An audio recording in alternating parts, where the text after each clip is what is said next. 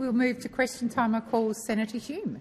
Thank you, Madam President. My question is to the Minister representing the Prime Minister, Senator Wong. The Prime Minister recently announced that small businesses will receive favourable capital gains tax treatment if they are classified as innovative. Can the Prime Minister advise what a cafe would need to do to qualify as innovative? Would a cafe that introduces a new type of coffee on its menu, or creates a new breakfast item, or adds a QR code to its menu be classified as innovative and receive favourable tax treatment? Thank you, Senator Hume. Minister Wong. Thank you, President. I thank Senator Hume for her question. And as you know, on budget night, the Treasurer announced a process of consultation on a number of aspects of these very ambitious and substantial tax reforms. And they are ambitious and they are substantial because we know the status quo is not working for Australians or for the Australian economy. And consistent with what the Treasurer announced on budget night, the government has worked through a series of consultations, both in particular with small business, and that has resulted in some changes, but also in relation to the start-up sector, where the government has made clear through the release of a consultation paper entitled Capital Gains Tax Reforms Arrangements for Innovative Start-ups, that we are open to a discussion. Minister Wong, please resume your seat. Senator Hume. Point of order on relevance, Madam President. I asked about a cafe and what it would need to do to be considered innovative. Thank you, Senator Hume. I've been listening very carefully and the Minister is being relevant to your question. Minister Wong, please continue. In relation to small business, the Deputy Leader of the Opposition would be aware that the government has maintained the 4 existing tax concessions for small business and has, in fact, in relation to one of those tax concessions, raised the threshold so that more small businesses will be eligible.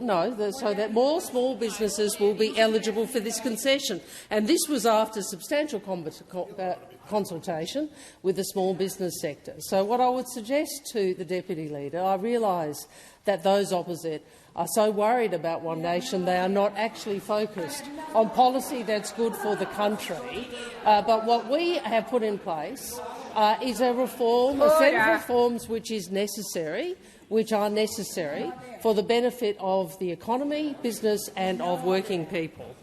Thank you, Minister. Senator Hume, first supplementary. Thank you, Madam President. So clearly there's no answer for the cafe. What about other businesses? Under the Prime Minister's new policy of classifying small businesses as innovative to receive favourable capital gains tax treatment, what, for instance, would a hairdresser need to do to be classified as innovative? Is there a way for an innovative hairdresser to claim the capital gains tax discount? Thank you, Senator Hume. Minister Wong. There is a serious issue about ensuring that start-ups and biotech thrive in this country, and we said that we would consult in recognition of the unique characteristics of these highly innovative businesses, and the discussion paper to which I alluded, and I think submissions are open till early, from memory, till about 10th or 11th of July.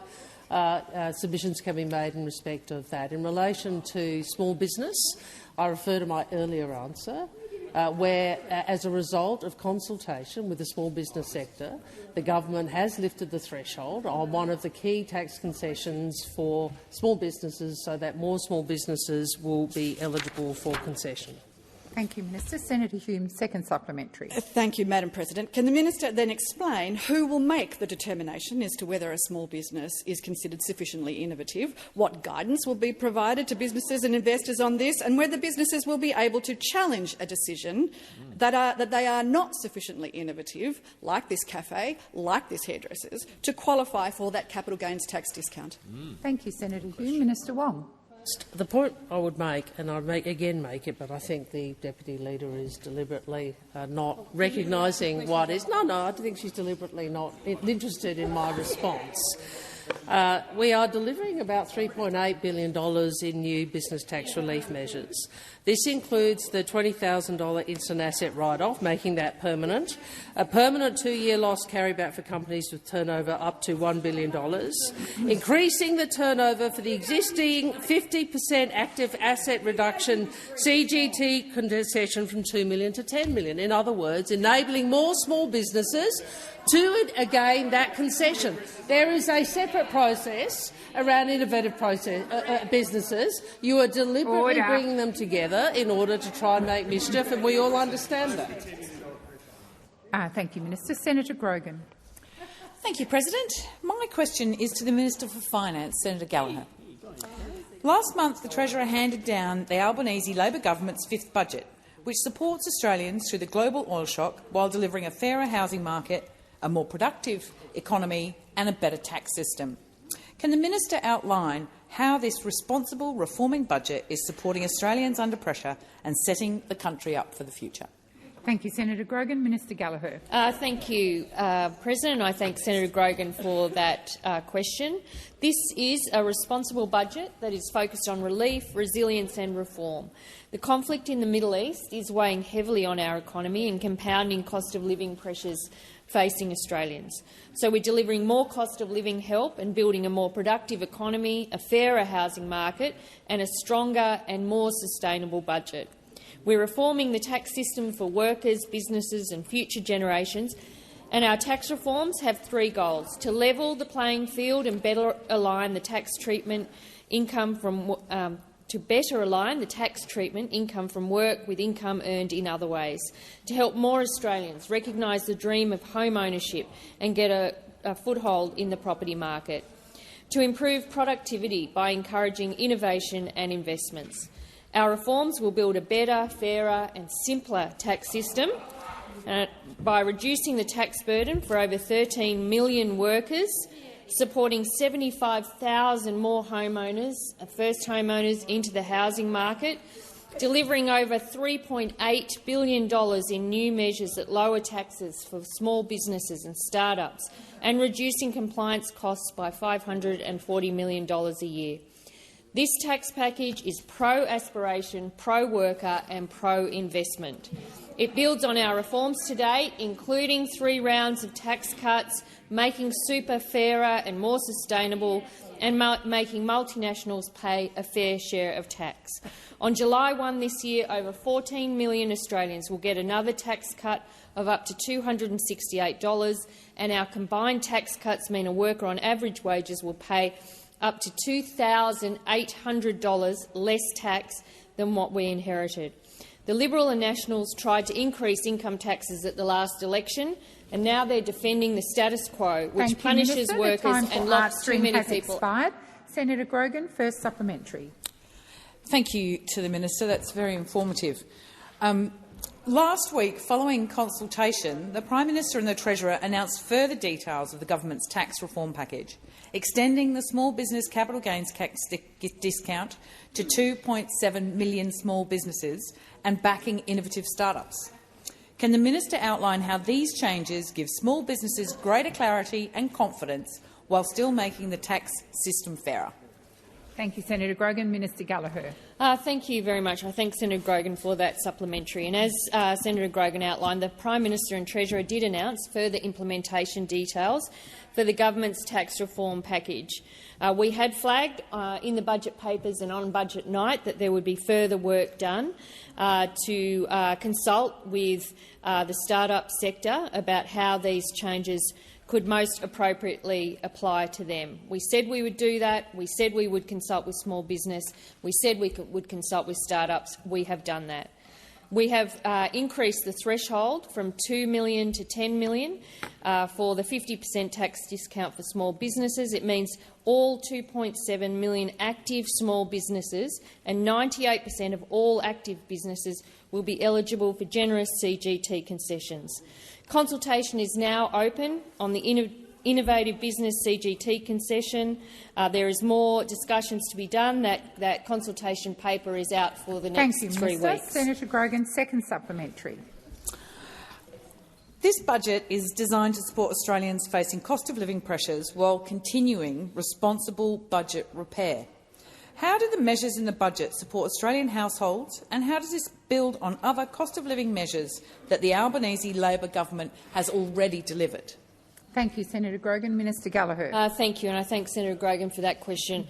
And the Albanese government has been focusing on cost of living since we came to government, whether it be in support for energy bill relief, whether it be in the Medicare urgent care clinics, whether it be in cheaper medicines, whether it be our investments in bulk billing, all of those. And, of course, the tax cuts. Those opposite hate hearing about tax cuts because they remember that they went to the last election promising to hike everyone's tax. That was a stroke of genius from those over there that went and thought about it and thought, you know what, we're going to go and fight an election by taking tax rises to the people and see what they say, and oppose the tax changes, the tax cuts that we are doing, that we are providing on the 1st of July this year. That working Australians will get a further tax cut. There's the instant deductions and there's the working Australian tax offset to come in place as well. Thank you, Minister. Senator Cash. My question is to the Minister representing the Prime Minister, Senator Wong. Will the government's innovative business carve-out apply at the time a business is founded, when shares are issued, when an investment is made, when an employee share scheme is granted, or only years later when a capital gain is realised? Good question. Thank you, Senator Cash. Minister Wong. As the senator would know, Order.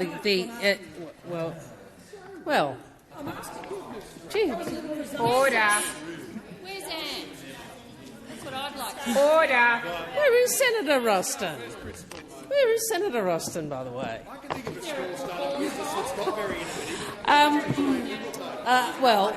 For the benefit of the Leader of the Opposition, Order as I said in response to the Deputy Leader of the Opposition, who of course went to the election with higher taxes, I explained that there were two tranches of changes that I was discussing. The first in relation to small business, where we have lifted turnover to $10 million, so that 2.7 million active small businesses and 98% of all active businesses will be eligible for generous CG capital gains tax concessions.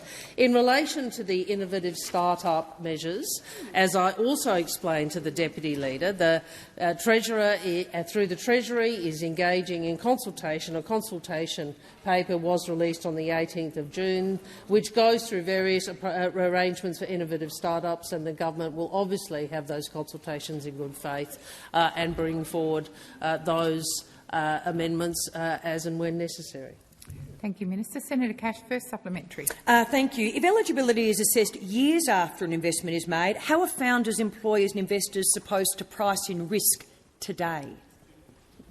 Thank you, Senator Cash. Minister Wong. Certainly would be advising Australian business to price in the risk of a coalition One Nation government, because we all understand what that would mean for both business and working people and the Australian economy. That is a risk they should price in and make sure they work with the Labor Party to ensure that they are never delivered, that they never deliver a government, because we know what that side would be like if we saw Senator Cash and Senator Hanson working together in this chamber to take away so many of the things that Australians need.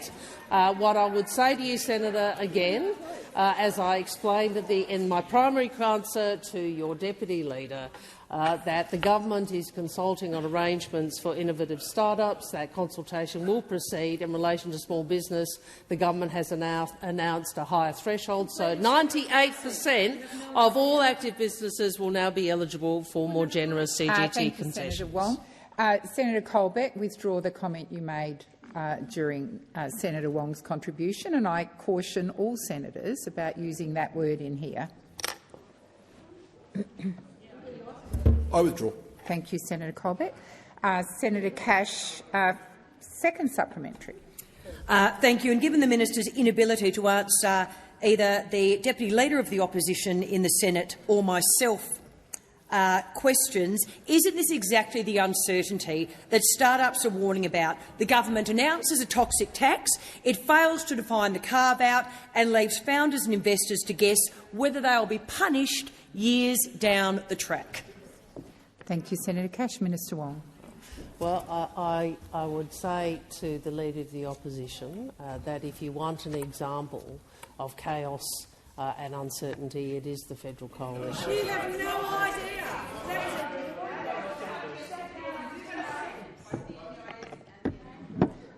Order. Have you finished, Minister Wong? Yes, thank you. Senator Waters. My question is to the Minister representing the Prime Minister. Australia currently has 178 billionaires who each make $29 million a day. Corporate profits have grown at almost double the rate of wages over the past decade.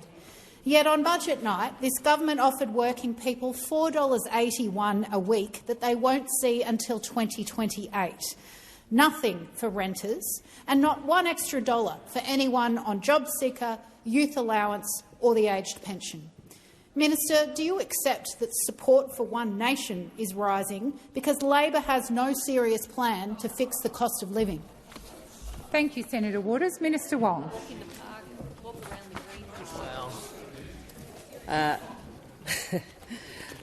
No. And what I would say to you, Senator, is two things. First, if you are so keen on tax reform, look forward to you passing the tax changes here.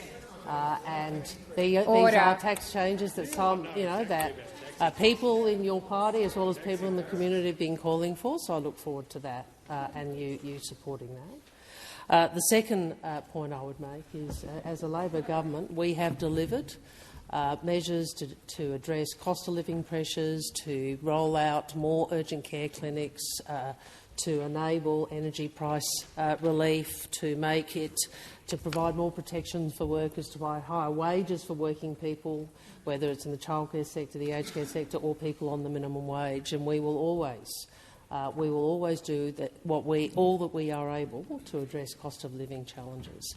Now, there is obviously more to do. And this government is determined to continue to deliver the change that is required in the face of increased cost of living and higher pressures for so many Australian workers. But one thing I am very clear about, Senator, is that the way to confront what we see across the chamber is to seek to bring people together and to remind working people that those opposite are more interested in working together against the interests of workers, against the interests of public services, against the interests of more universal health care. That is what those opposite are more interested in doing.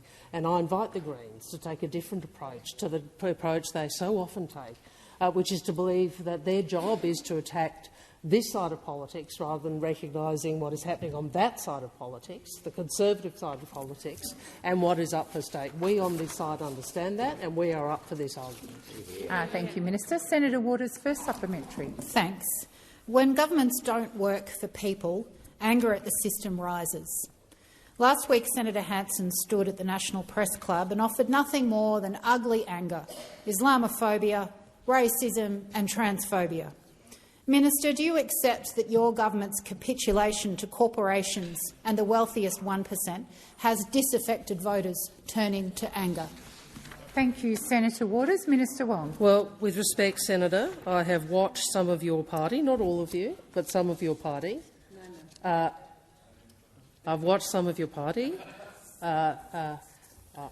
engage in ensuring that anger rises. I've watched some of your party engaging in rhetoric which is divisive. I've watched some of your party engaging in the politics of anger and division.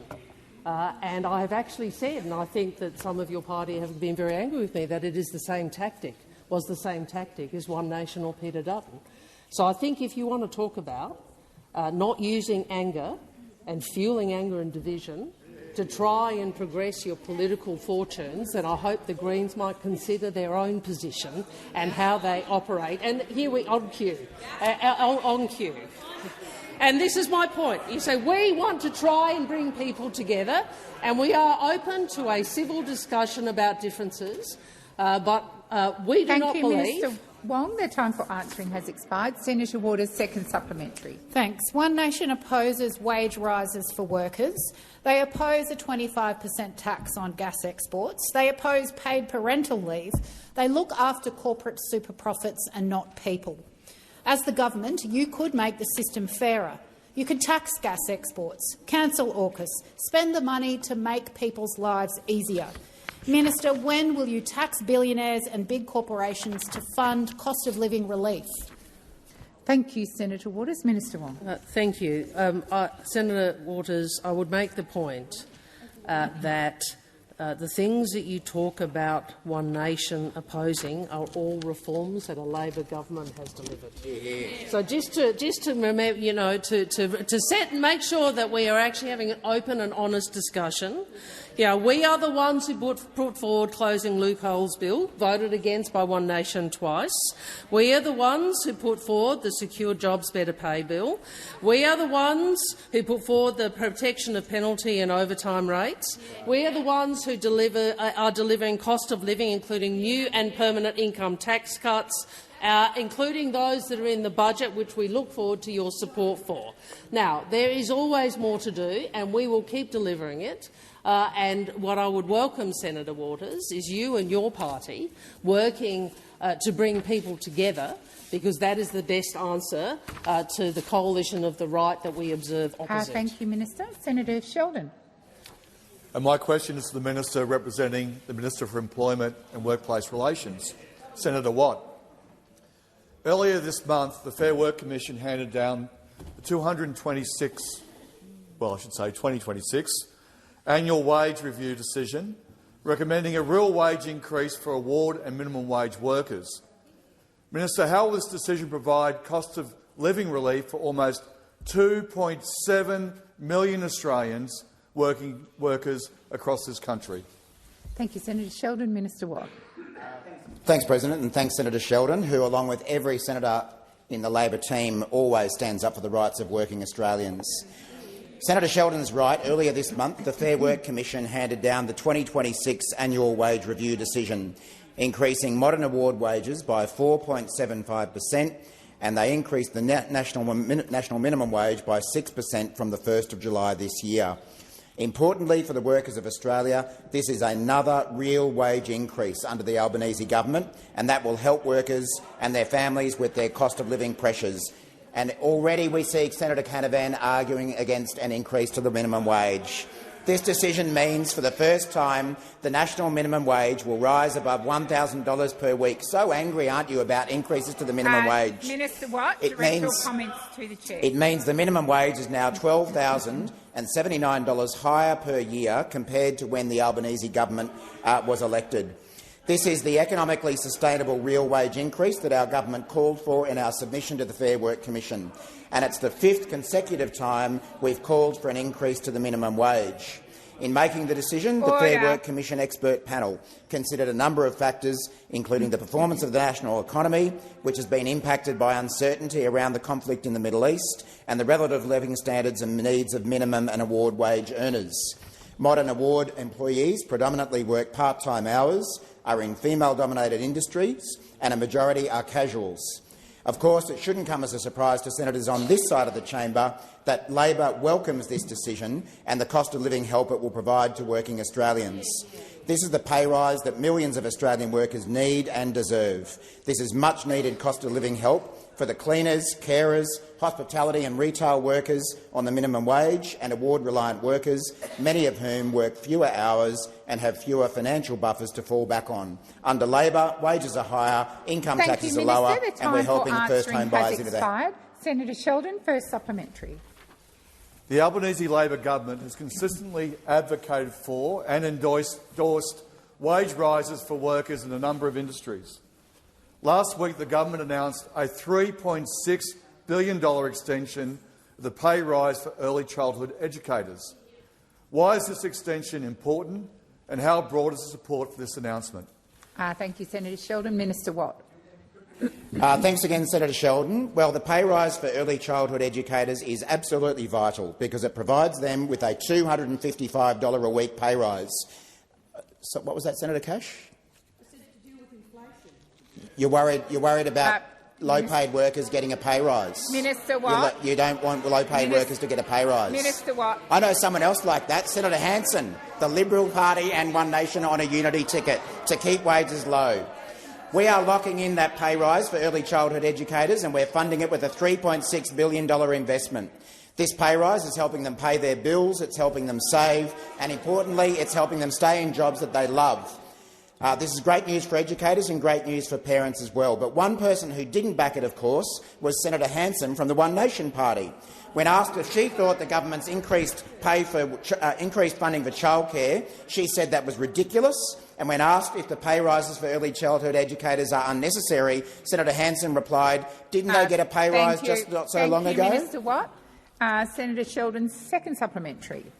Thank you, Minister, for outlining the Uni Party's opposition to wage rises. Ensuring the wages of low and middle income earners continue to rise is a key part of our plan to help workers earn more and keep more of what they earn. What are some of the other ways the government is supporting workers, and how does that contrast with the other views in the community? Minister Watt. Thanks, Senator Sheldon. Well, not only have we in Labor supported workers by advocating for a wage rise, but we've also criminalised wage theft and, of course, provided tax cuts to every Australian worker. In contrast, One Nation is joined at the hip with the Liberals in wanting to wind back Australia's workplace laws, cut workers' wages and abolish paid parental leave. One Nation even seem to think that all Australian workers are lazy and they want to make it easier to sack workers. So much for standing up for battlers. Now, I feel like I've heard some of that before, and of course that's come from the Liberal Party as well. In fact, Shadow Treasurer Tim Wilson gave an interview on the ABC on Thursday afternoon backing in Senator Hanson's position. When asked if he thought there needed to be an IR overhaul, Senator Hanson's words, Mr Wilson replied, "I agree with that, but I agreed with it before she said it. I said it first." Now the Liberals are claiming to have written One Nation policy. One Nation talk a big game, but they always cut the rights of workers, and they right alongside them when they do it is the Liberal Party of Australia. Thank you, Minister. The time for answering has expired. Senator Hanson-Young. Thank you. My question is to the Minister for Environment, Senator Watt. Australia has had its first confirmed cases of H5N1 bird flu, a disease that has devastated wildlife populations overseas and will not be able to be eradicated once it takes hold in Australia. It puts endangered species such as the black swan, the black cockatoo and the sea lion at even greater risk of extinction. Will the government back calls from experts and conservation groups for a $200 million two-year boost to wildlife resilience, coastal habitat protection and an invasive species control program? Thank you, Senator Hanson-Young. Minister Watt. Thanks, President, and thanks, Senator Hanson-Young. Thanks also for flagging your intention to ask this question when we crossed paths in the corridors earlier today. Just before I came to the chamber for question time, I've done some further media updates with the Agriculture Minister, Julie Collins, who's doing a fantastic job leading on behalf of the federal government our response to what are now 2 confirmed cases of the highly dangerous strain of H5 in Australia. People would have seen late last week we had the first case of that strain confirmed, and just today we've had confirmation of the second case of H5N1. Now, of course, this is a very serious matter and we are treating it seriously, but we do need to remember that at this point in time we only have 2 confirmed cases. That's a good thing, and of course we want to see it that way, stay that way, but we recognise that this poses a serious threat to wildlife in Australia, along potentially with the agriculture sector as well. And it's because of the scale of that threat that the Albanese government has invested $113 million already in preparedness efforts to ensure that we are as well prepared as possible for an outbreak of H5N1 coming to our shores. To some extent, it was always inevitable that this strain would reach Australian shores. We are the only continent in the world that has not yet had this strain on our shores, and it is spread primarily by migratory birds. It's quite remarkable, in fact, that we have not had this strain hit Australian shores so far, but we are well prepared. From my department's point of view, we have already undertaken a susceptibility analysis to properly understand the species that are at most risk of being infected, and that work has informed where our funding has gone for captive breeding programs, for planning by state governments and a range of other preparedness work. Now, Senator Hanson-Young may want to take political shots at this, but I note the response from the Invasive Species Council saying that never before in history has an has expired. Senator Hanson-Young, first supplementary. Thank you. Well, the government, of course, has warned about the impact of this virus on Australia's agriculture, but what modelling has the government done on the impact that this is going to have on Australia's native species and our wildlife? How many of our endangered species will be pushed to the brink of extinction if this virus takes hold? Thank you, Senator Hanson-Young. Minister Watt. Well, I take offence at the suggestion that this government or I personally would push a species to extinction, which is the way Senator Hanson-Young phrased that question. But, we understand that the Greens will always take a political opportunity when it arises.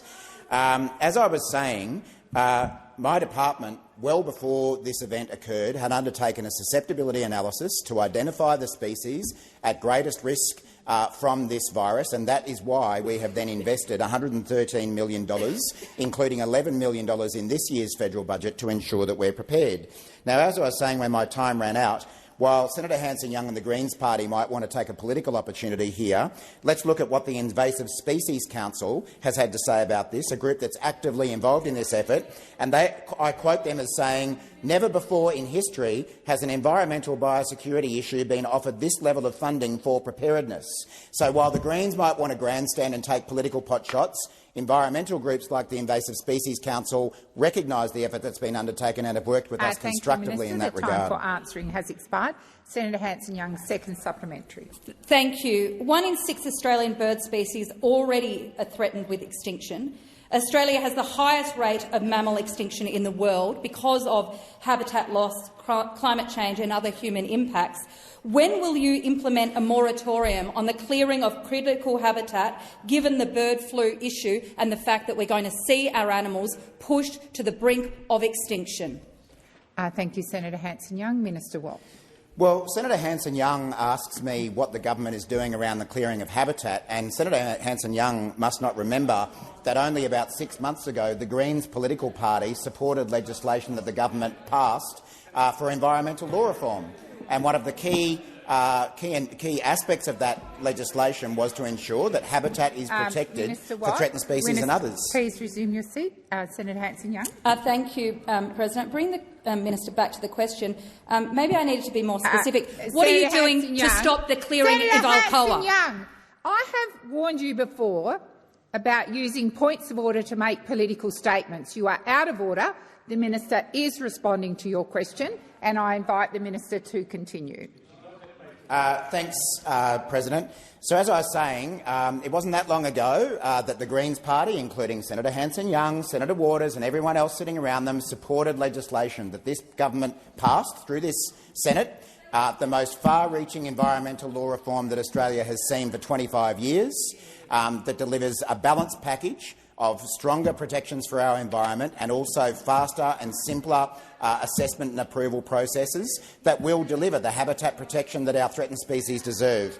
In the meantime, we're not going to be doing political grandstanding like certain people who are yelling out over there. We're going to get on with the job of making sure we keep our species safe. The time has expired. Senator McDonald.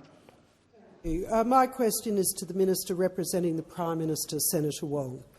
Last week, the Western Australian Premier warned that the government's proposed capital gains tax changes would discourage exploration and investment in our mining industry, which is essential for developing major projects. Does the government agree with the Western Australian Premier that its decision will deter investment, reduce exploration activity and undermine the discovery of future critical minerals deposits vital to Western Australia and indeed Australia's economic prosperity?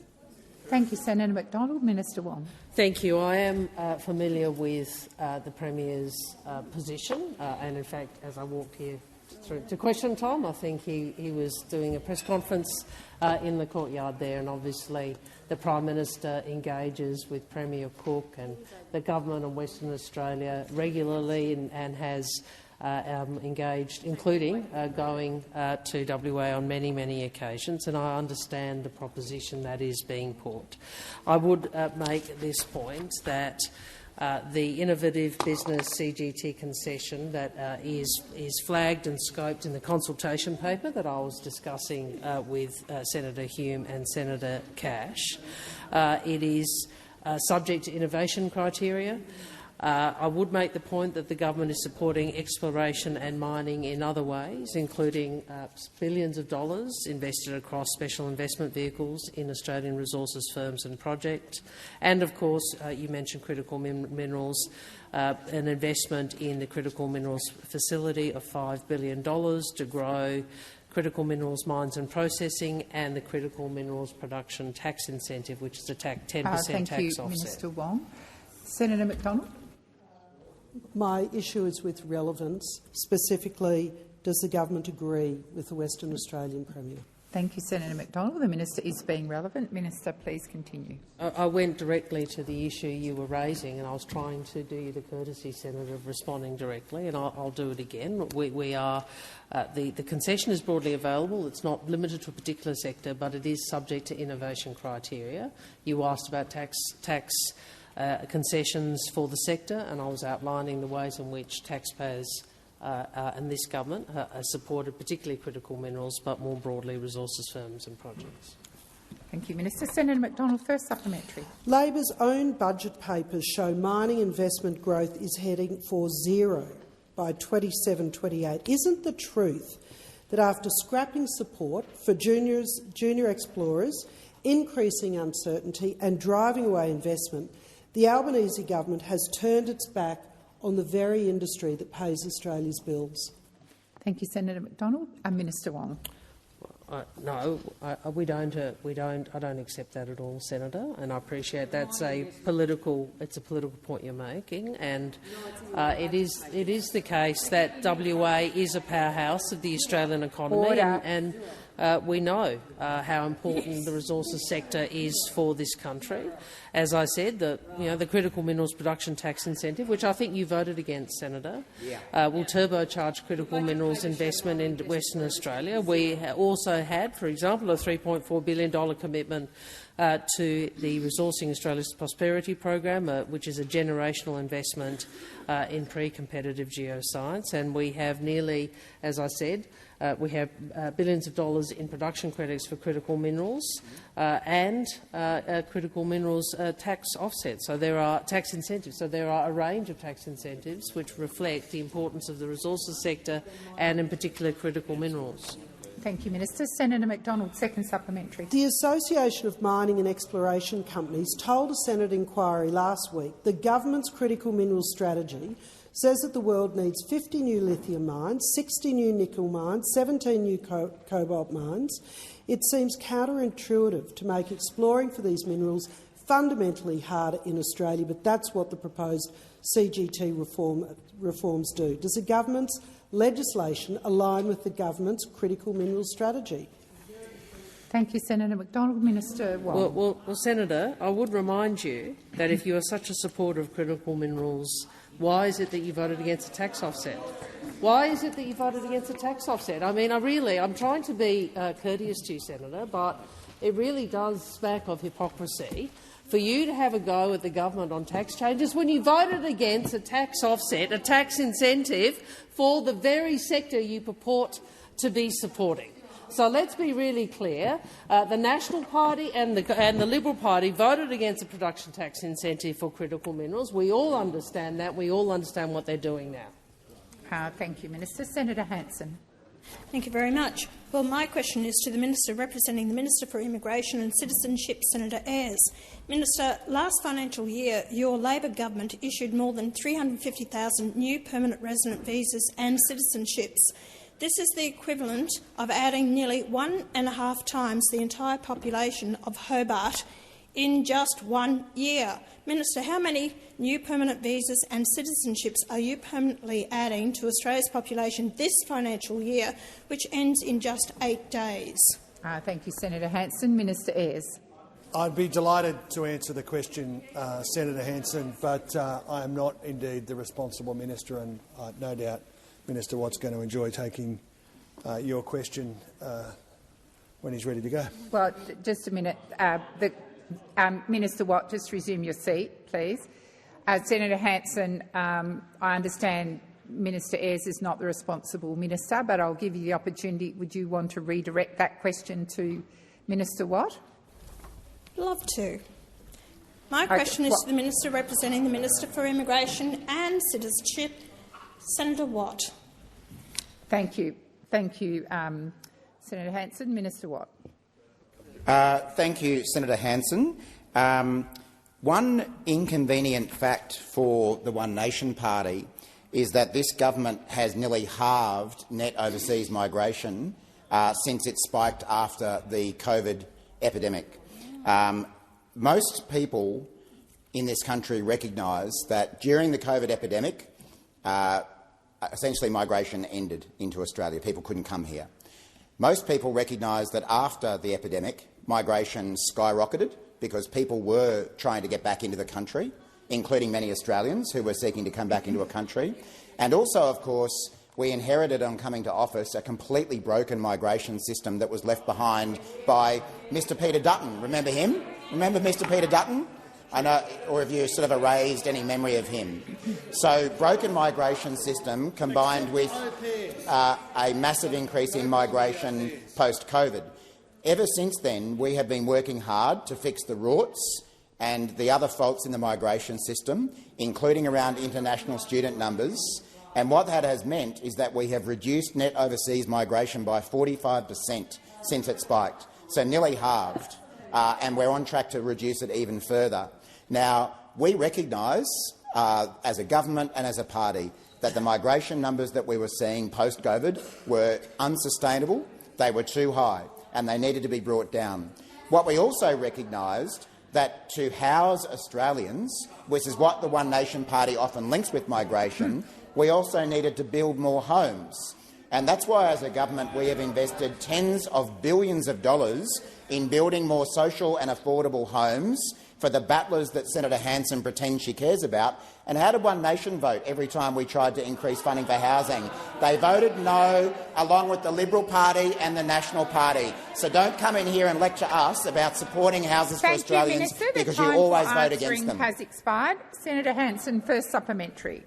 Minister, Australia has been suffering under mass migration. Minister, your government says you are cutting immigration, yet you've flooded the country with over 2 million arrivals since coming to government. The damage has been done. Your 45% cut is too little too late. Why are you using mass migration to paper over your abysmal economic management, disregarding the call from millions of Australians to stop it due to their standard of living being destroyed? Why are you waiting till 2027-28 to reduce it up to 225,000? That is still Senator too many. Hanson. The time has expired. Minister Watt. Thanks again, Senator Hanson. As I say, this government has worked extremely hard over the last 2 or 3 years in particular to significantly reduce migration levels to much more sustainable levels. At the same time, we, unlike One Nation, unlike the Liberal Party, unlike the National Party, have also supported increased investment in housing for the battlers that you pretend to care about. They're the battlers who need homes, and they're the battlers who you voted against getting new homes funded by the government. So we make no apologies for the fact that we had to reduce migration numbers. They were unsustainably high post the COVID epidemic and post the rorts in the system that were left behind by the former coalition government. And the changes that we have made are bringing migration back to a much more sustainable level than it has been at. Now, the question for people like Senator Hanson is how they intend to obtain the hospital workers, the aged care workers, and the workers in various other industries that come from migrant backgrounds. Has expired. Senator Hanson, second supplementary. Minister, analysis of migration data shows that just 20% of your 301,000 net overseas migrants in 2025 were skilled. That's before dealing with the fact that your skilled list includes occupations such as dog handler, hairdresser, gardener, golfer and migration agent. Minister, why is your government flooding Australia with 80% of unskilled migration? Thank you, Senator Hanson. Minister Watt. Well, some things don't change, do they? Senator Hanson, I know that it has always been your political agenda to try to divide Australians, to divide Indigenous Australians from other Australians, to divide other Australians from migrant Australians. This government will not engage in that kind of extreme division and chaotic arguments that the One Nation Party has been putting forward for the best part of 30 years. We saw from the National Press Club last week that One Nation's recipe for Australia is more division, more chaos and more cuts, and that is not something that this Labor government will stand for. This government is about bringing Australians together, not about dividing them from each other. And we'll leave it to Senator Hanson, along with her friends in the Liberal Party and the National Party, because they are all the same, to continue that kind of division, with a couple of rare exceptions, to continue with that division that is not the Australian way. The time has expired. Order. Order. Minister Wong. I advise the chamber that Senator Babet has order. Order on my right. I advise the chamber that Senator Babet has passed his question to Senator Roberts. Senator Roberts. Thank you, President. My question is to the Finance Minister, Senator Gallagher, and relates to productivity. The measure of productivity I'm using is from the Australian Bureau of Statistics, GDP per hours worked. Under your government, the index measure of productivity has fallen from 100 to 99.6%. Minister, net overseas migration in the year to December 2025 was 301,000 people. What change will these 301,000 new permanent arrivals make to our productivity? GDP per hours worked across forward estimates. Thank you, Senator Roberts. Minister Gallagher. Thank you very much, President. I welcome the question on productivity because this budget had productivity right at the centre of the decision-making that we took. And as Senator Roberts would know from attending estimates, as he does and has as a representative of his party, that he knows from all the advice that Treasury has provided that productivity growth in the decade to 2020 was the slowest in 60 years. So just get your heads around that as everyone points a finger. The slowest in 60 years was in the decade to 2020, and we recognised when we came to government— Minister Gallagher, resume your seat. I haven't called you Senator Roberts. Senator Roberts. Thank you, President. Point of order. I asked about productivity falling under your government. Thank you, Senator Roberts. I believe the minister is answering your question, but I will continue to listen carefully, and if she doesn't, I'll direct her to your question. Minister Gallagher. Thank you. Well, I was explaining the evidence that Treasury has provided through various committee proceedings that I've been at, that Senator Roberts has been at, that the productivity challenge that Australia has right now is similar to many advanced economies, and that we had seen slowing productivity growth in the decade to 2020. We revised back the productivity growth assumptions in our budget on the advice of Treasury. Those have been hiding behind the myth of their numbers in their budget. We adjusted it based on advice from Treasury, and this budget has a range of measures which goes right to the heart of driving productivity improvements, which I would think in this chamber all of us could agree is a good thing. You know, whether it be in some of the regulatory reform work that I'm doing, some of the barriers to trade or removing those that Senator Farrell's at the heart of, building a single national market, accelerating approvals, the work that Minister Watt's leading in the environment, the work that Minister O'Neill is doing in housing, in the works with the states and territories, in looking at how we use data and AI, all of these big challenges that economies like Australia are grappling with, we are dealing with in this budget. Sorry, I'm not sure the clock ran out. I'm sorry, Minister. Senator Roberts, first supplementary. OECD data shows productivity improvement only occurs if the migrants have a higher skill level than Australia has as a whole. In other words, quality, not quantity. Otherwise, productivity falls.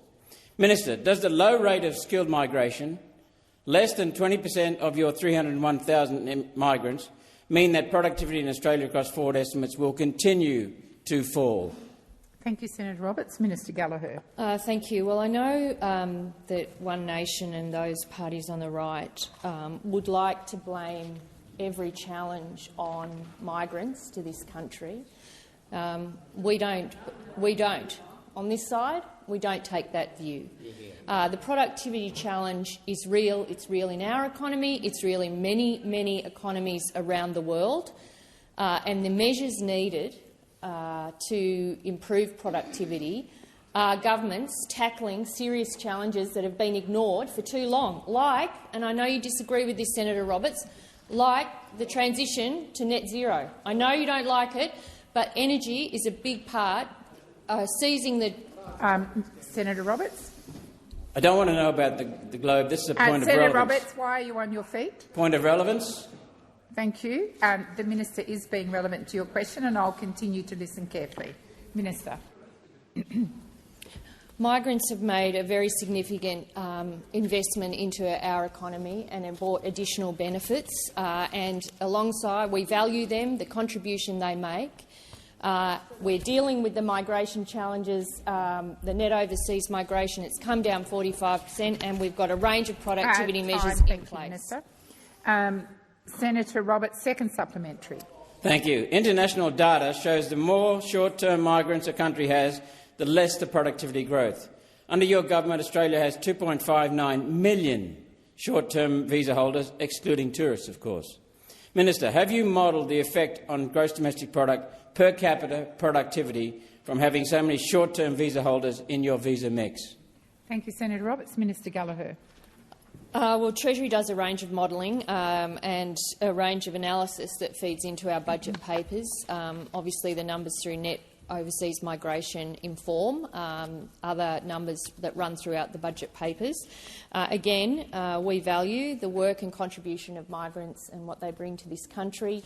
The productivity challenge is a substantial one. Senator Roberts, I would think on the issues that we've focused on in this budget, that you would agree with many of them, and you would agree that these are areas that governments and parliaments should be focusing on to drive productivity, because we know when we're improving productivity, we're improving the lives of every single citizen, and we are focused on that. Please resume your seat. Senator Roberts. Point of relevance again, President. I asked about per capita GDP productivity from so many short-term visa holders. That's all I asked about. Thank you, and the minister is being relevant. Senator Roberts, have you finished? Senator Bragg. Thank you very much, President. My question is to the minister representing who? Geelong? No, we didn't win on the weekend, unfortunately, but thanks for pointing that out. Order. It's your time you're wasting. Well, there could be more. You never know. Senator Bragg, I'm not giving you extra time, so ask your question. Okay, well, my question is respond. to the... Sorry? I think it's just been reset. Yeah. Can we start now? I was just being polite. I was just trying to be polite. With due respect, Senator Bragg, you are anything but polite at the moment. Please start your question. My apologies, President. My question is to the Minister representing the Prime Minister, Senator Wong. Given the latest backflips by this government on tax policy, can you please update the Senate on whether there still will be 35,000 fewer homes as a result of these tax hikes on housing, and will rents still go up as outlined in your budget papers? You should read the budget. Senator Bragg. Minister Wong. I know what you're talking about, but you're misrepresenting the numbers. Thank you.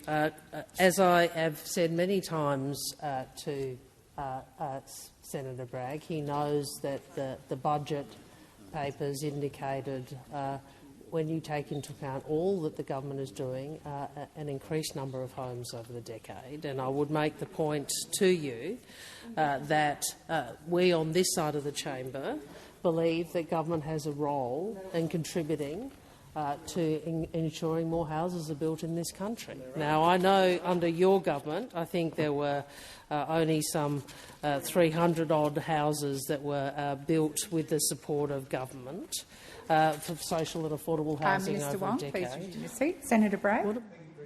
The point of order is on relevance. Will there still be 35,000 fewer homes and higher rents as a result of this budget? Thank you, Senator Bragg. The minister is being relevant, and I'll continue to listen carefully. Minister Wong. I actually responded to that in the first answer, that as I explained, as a whole we will see an increase in the supply of housing over the next decade if you look at all of the budget measures. And what we will see, importantly, in terms of composition, is an extra 75,000 first home buyers. So this is a budget which is, despite their Senator Bragg's best effort, so this is a pro-supply budget. This is the budget which ensures that negative gearing will still be available for new builds, and new builds will have a choice of CPI indexation or 50% discount for the capital gains tax, 50% discount for capital gains. What I would say to you, Senator Bragg, is that we have. We know this housing affordability is a problem that is decades in the making, and we are throwing everything at it. We are throwing everything at it, including what we have built, and we are building on what we have done over the last 4 years. We are levelling the playing field for first home buyers. We are building more infrastructure. We are cutting red tape, and we are approving more homes. That is what we are doing.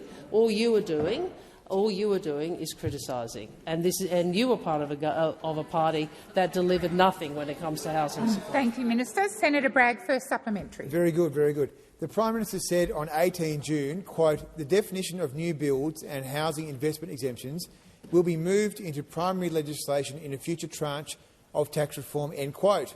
Does this mean that your new taxes bill before the Senate will define what a new build is? Thank you, Senator Bragg. Minister Wong. Well, Senator, I think you spent quite a few hours this morning ensuring we didn't get to the tax bills. But the budget papers.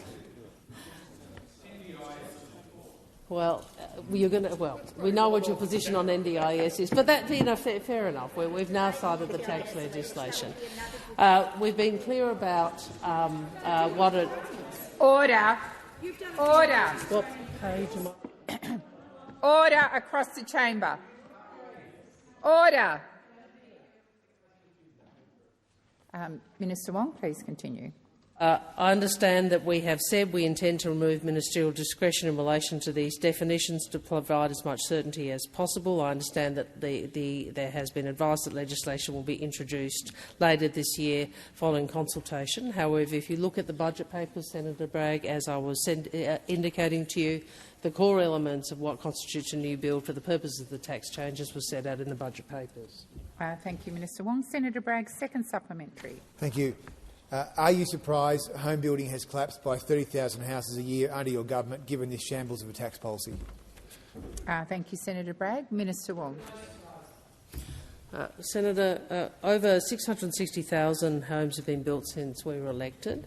In fact, new home build starts are up. They are 26% higher than a year ago. Approvals are up 3 years in a row, and there are more first home buyers under Labor than there were under the Liberal Party. So I would make the point, Senator, I know you believe your job is to constantly talk down the market, talk down what is happening to housing. We recognise there is a problem with housing supply in this country. We recognise something has to be done about it, and we know that the answers are not simple, which is why we are throwing everything at it, whether it comes to additional funding, changes to planning and changes to tax laws. It is all about ensuring we get more housing supply in this country and more people into the housing market. Thank you, Minister. Senator Tyrrell. My question is to the Minister for Early Childhood Education, Senator Walsh. Minister, families in my home state of Tasmania know how important our childcare system is. It helps children grow, learn and be ready for school. And it helps families work, study and build their own futures. Can the minister update the Senate on why this sector is so important and how the Albanese Labor government is supporting families through our investment in early learning? Thank you, Senator Tyrrell. Minister Walsh. Thank you, President, and thank you, Senator Tyrrell, for your first question as a Labor senator for Tasmania. And it is good to have the opportunity, Senator Tyrrell, to clear this up, because it seems that there's been a little bit of confusion lately about the importance of early childhood education. Last week, the One Nation leader was asked what she would do to improve the childcare system, and she said, and I quote, "Childcare is completely out of control. Who's utilising those services? Do they require those services?" Well, let me help One Nation out. The answer is that 1 million modern Australian families rely on the early education and care system every week. That is who is utilising these services. 1 million Australian families, 1.4 million Australian children. And yes, Senator Tyrrell, Senator Hanson, those children, those families, they do need those services. Australian families need the childcare system to make their busy lives work and to help give their children a great start in life. And on this side of the chamber, we back those families. We're backing them by investing in our nation's essential early childhood educators with our historic pay rise. We're backing them with our 3-day guarantee, and we're backing families by building more centres in the places where they are needed too. This is the practical support that 1 million modern Australian families need. So while One Nation scratches their heads over what modern families actually look like, and while One Nation scratches around for a guide to modern family life today, Labor is getting on with the job of backing Australian families with the practical support that they need. Thank you, Minister Walsh. Senator Tyrrell, first supplementary. Thank you, President. Look, it's clear our early educators do an amazing job and deserve every cent of their 15% pay rise. It will help them pay the bills and ensure they can afford to stay in the jobs they love. But we know that families are also dealing with a cost of living crunch right now. How will Labor's policies help lower the cost of early learning for Australian families? Thank you, Senator Tyrrell. Minister Walsh. Thank you, President. Well, we are building an early childhood education and care system that is high quality. We are building a system that more families can afford, and we're building services where families need them most. We know families face cost of living challenges right now, and that is why the funding for our historic pay rise is tied to fee capping, putting downward pressure on fees and downward pressure on costs for families. And that is on top of our cheaper childcare reforms, which save the average family $3,500 this year, and our 3-day guarantee, which guarantees 3 days childcare subsidy for every family that needs it, saving families up to $1,500 a year. We are delivering a quality early learning system that more families can afford in the places that need it the most. This is real cost of living relief, and it is what families deserve. Thank you, Minister. Senator Tyrrell, second supplementary. Thank you, President. Early educators do one of the most important jobs in the whole country. They give the next generation of Australians a great start in life and help them get ready for school. Minister, why is a trained, qualified and respected early learning workforce so important? Thank you, Senator Tyrrell. Minister Walsh. Thank you. Well, on this side of the chamber, we know that our nation's early childhood educators are not babysitters. We know that our nation's educators, over 95% of them women, are highly skilled. They are dedicated, they are essential, and yes, they are qualified too. Now, One Nation thinks educators don't need to be qualified at all. But qualified educators understand how children's brains develop. They understand early literacy and numeracy. They promote social and emotional well-being. They do that in the first 5 years of a child's life, when over 95% of brain development occurs. Their work matters.